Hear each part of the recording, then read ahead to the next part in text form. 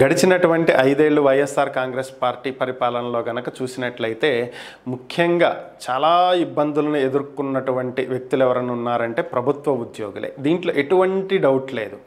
సామాజిక పెన్షన్లు 1వ తారీఖు పడతాయి కానీ ప్రభుత్వంలో సుదీర్ఘకాలం పనిచేసి తమ జీవితం అంతా ప్రభుత్వ ఉద్యోగులుగా ప్రజలకు సేవ చేయడానికి ధారపోసి రిటైర్ అయినటువంటి ఉద్యోగులకు పెన్షన్ మాత్రం వచ్చేది 10వ తారీఖు 20వ తారీఖు. ఇక ఆల్రెడీ సర్వీస్లో ఉన్నటువంటి ఉద్యోగుల పరిస్థితి చెప్పనే అక్కర్లేదు. మాకు 1వ తారీఖు జీతాలు అయ్యట్లేదు బాబు అంటే ఏదో ఒక రోజుకి వేస్తున్నాం కదా, మేమేం ఎగ్గొట్టట్లేదుగా అని చెప్పి గతంలో మంత్రులు చేసినటువంటి వ్యాఖ్యలు ఇవన్నీ తెలిసినవి అందరికీ. వీటితో విసిగిపోయినటువంటి ప్రభుత్వ ఉద్యోగులు చంద్రబాబు ఉన్నప్పుడేనాయో అప్పులు చేసినా 1వ తారీఖు జీతాలు వేశాడు, మాకు చంద్రబాబు ప్రభుత్వమే బెటర్ అని చెప్పి మరలా చంద్రబాబుని తెచ్చుకున్నటువంటి పరిస్థితి. అయితే ఇక్కడ ఇప్పుడు పరిస్థితి ఏంటంటే కూటమి ప్రభుత్వం ఏర్పడిన తర్వాత మొదటి నెల మాత్రమే 1వ తేదీ జీతాలు పడినాయి అంట.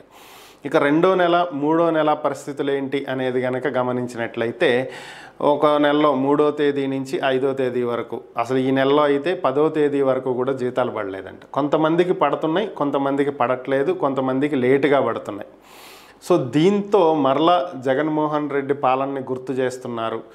ఇది ఎట్లా తయారైంది అంటే ఆల్రెడీ ఉద్యోగుల సంఘాలు వారికంటూ కొన్ని డిమాండ్లు ఉన్నాయని, ఇవి త్వరలోనే ప్రభుత్వం దృష్టికి తీసుకువెళ్ళి వీటి మీద చర్యలు తీసుకోవాల్సిందిగా, వీటిని డిమాండ్లను నెరవేర్చాల్సిందిగా అడగాలి అనుకుంటున్నటువంటి సందర్భంలో ఈ జీతాలు లేటుగా వేయటం. ఈ నెలలో 1వ తేదీ ముందు 3,000 కోట్ల రూపాయల అప్పు తీసుకొచ్చినటువంటి ప్రభుత్వం జీతాలు మాత్రం లేటుగానే వేసింది.